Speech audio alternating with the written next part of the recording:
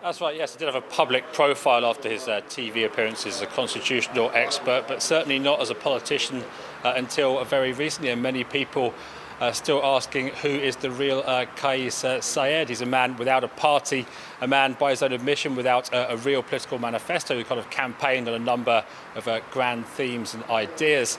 The two that have attracted the most attention, first of all, his plans to, as he sees it, reinvigorate Tunisian democracy, move power to a more local level. He says that is the way to deliver on the hopes unleashed by the revolution at the beginning of the decade.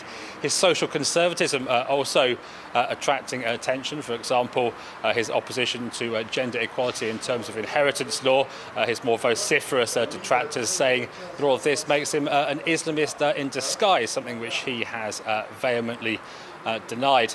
All of this, if it is eventually confirmed as president, of course, will become apparent. Tunisians have been out voting also in parliamentary elections. The Tunisian constitution perhaps gives more weight to parliament in the end, with the president, in theory at least, more of a figurehead. Chris, now, if these exit polls are confirmed, Kais Saied will have won in what looks now to be a landslide. He will, however, be stepping into power at a very uncertain time there in Tunisia.